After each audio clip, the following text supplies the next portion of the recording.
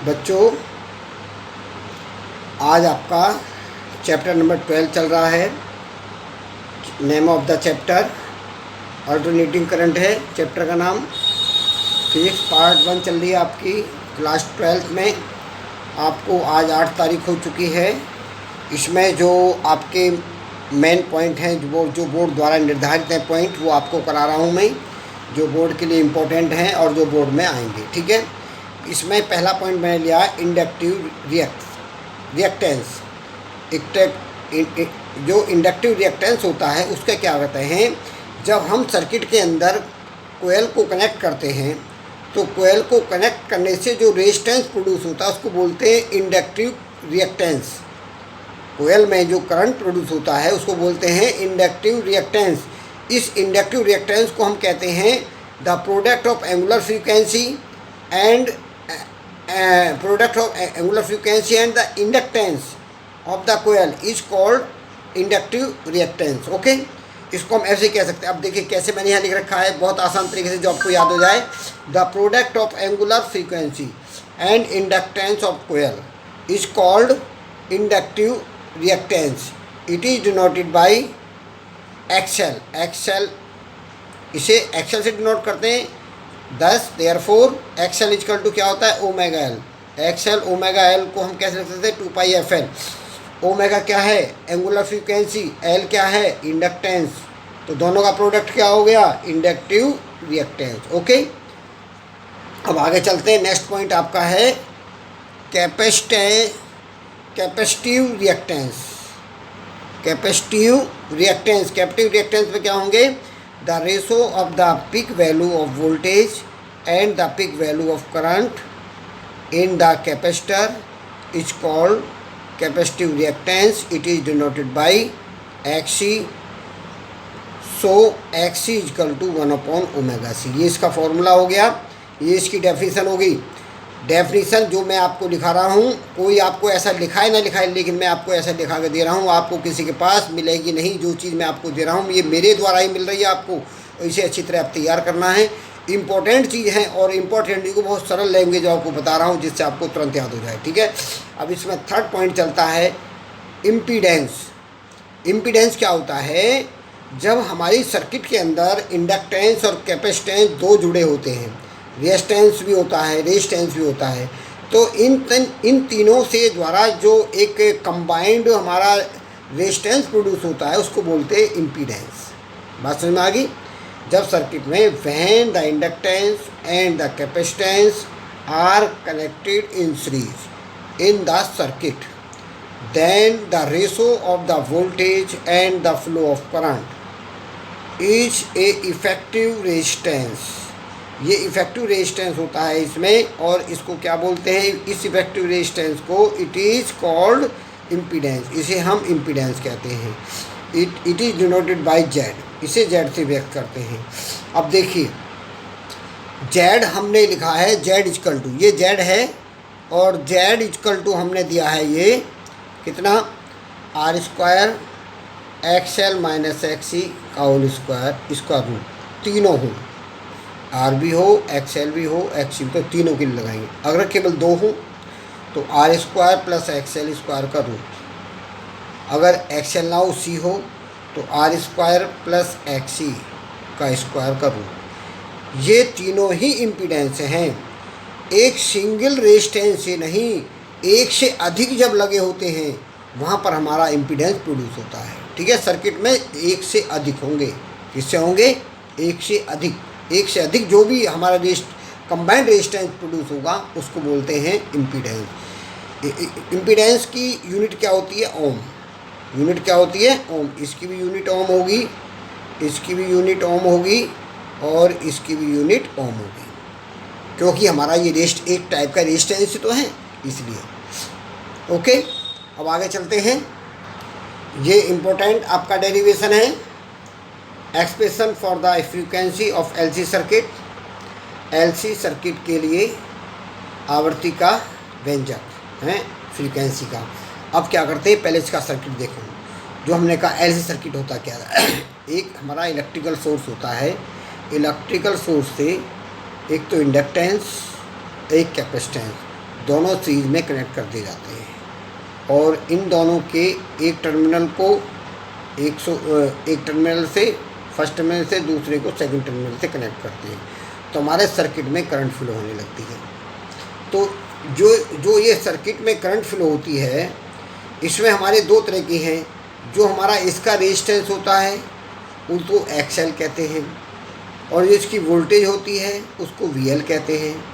जो कैपेसिटर के अंदर रेजिस्टेंस होता है वो एक्सई होता है, और जो इसकी वोल्टेज होती है वो वीसी होती है।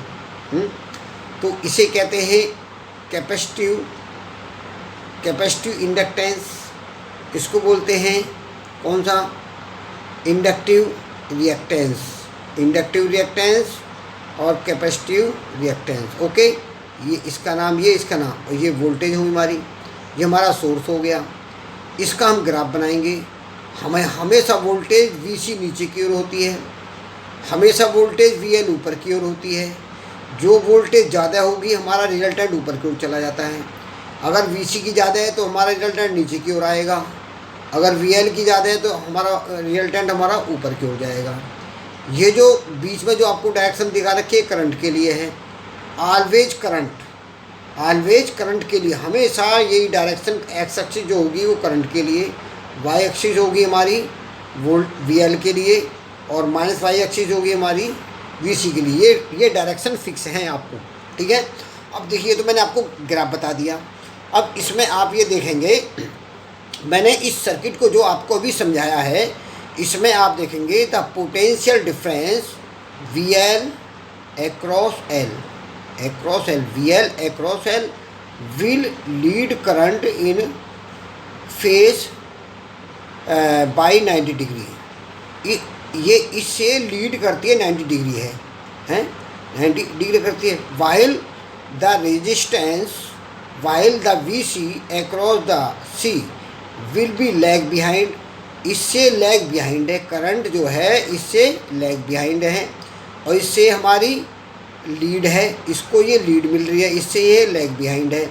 तो ये 90 डिग्री हो गया, ये तो 90 डिग्री लैग्स होगी, ये 90 डिग्री फॉरवर्ड होगी। तो 90 कितना हो गया? 180। तो फेज कितना हुआ? Then the phase difference between VL and VC is 180। यहाँ देख लिया भाई, 90 ऊपर हुआ 90 नीचे, तो 180 हो गया। तो the resultant potential difference in LC circuit V equal to VL minus VC। तो इसे हम कंपेरेटिवली कर देते हैं, कंपेरेटिव लिख सकते हैं VL माइनस VC। कंपेरेटिव क्या होती है? जो भी वोल्टेज बड़ी होगी उसमें से ये माइनस की जाएगी।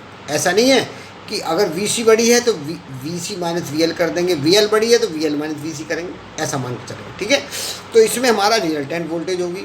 अब इसमें हमें क्या निकाले? Impedance, and the impedance Z equal to XL minus XC। अगर इसमें एक कंडीशन आ जाए, ये तो मैंने आपको वोल्टेज बता दी, ये इम्पीडेंस बता दिया। यदि इसमें एक कंडीशन आती है, इफ़ XL की वैल्यू XC के बराबर हो, दोनों रिएक्टेंस कैसे हों? इक्वल हों, तो हमारा Z की वैल्यू क्या हो जाएगी? हमारी यहाँ पर 0 हो जाएगी।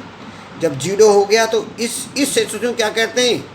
इस सिचुएशन का नाम होता है जो इसे कहते हैं हम रेजोनेंस कंडीशन। क्या बोलते हैं? Electrical resonance condition. इसमें क्या होता है? इसमें इस सिचुएशन के अंदर amplitude of current will be infinite. उसका जो एम्पलीट्यूड ऑफ करंट होता है वो मैक्सिमम हो जाता है, इन्फिनिटी हो जाता है, अनंत हो जाता है। जब वो अनंत हो जाता है, it is called electrical resonance. तो इसे ही हम इलेक्ट्रिकल रेजिस्टेंस कंडीशन कहते हैं। तो आप ये भी कह सकते हैं, what is the resonance condition? Resonance condition क्या होगी? XL equal to XC, XL equal to XC and Z equal to 0, then the amplitude of the current is infinity. This is known as electrical resonance. Okay. अब देखिए, जो चीज़ आपने यहाँ बताई इसी को मैं रिपीट कर रहा हूँ। 10 XL equal to XC। XL की वैल्यू क्या होती है? Omega L। XC की क्या होती है? 1/ओमेगा C। ओमेगा का वर्ग हो गया, LC एक साथ ले लिए। अब इसको क्या करेंगे? स्क्वायर को हमने LC के ऊपर आ गया, LC स्क्वायर तो रूट हो गया। अब हम ये भी जानते हैं फ्रीक्वेंसी होती है F0, resonant frequency. F0 equal to omega upon 2 pi, या omega equal to 2 pi F0। तो मुझे इसकी वैल्यू निकालनी है। तो ओमेगा की वैल्यू कितनी है 2 पाई एफ नॉट। तो 2 पाई एफ नॉट में 2 पाई कहाँ जाएगा, दूसरी तरफ जाके नीचे हो जाएगा। तो एफ नॉट इक्वल टू कितना हो गया 1/√1/LC H Z means hertz, the unit of the frequency. Okay, it is called resonant frequency. इसे हम रेजोनेंट फ्रीक्वेंसी भी कहते हैं। ओके, अब इसे आपको याद करना है। ये इम्पोर्टेंट डेरिवेशन बताया, इसे बहुत याद करना है, एग्जाम में आ सकता है। ठीक है, अब देखिए मैंने होमवर्क आपको बता रहा हूँ, इसमें आपको थोड़ा होमवर्क भी करना पड़ेगा है। तो होमवर्क में क्या करेंगे आप देखिए, होमवर्क में आप करेंगे learn impedance reactance and of definition. Impedance और रिएक्टेंस की डेफिनेशन, 2 डेफिनेशन आपको दिए हैं। अभी मैंने जो डेरिवेशन कराया था, prove that F naught equal to 1/2 pi √LC, ये आपको प्रूव करना है। कर लोगे, आराम से याद करना। ये मैंने होमवर्क दिया है, होमवर्क को याद करना है और इसको फेयर वर्क करना है। ठीक है, कर लोगे ना कंप्लीट। ओके।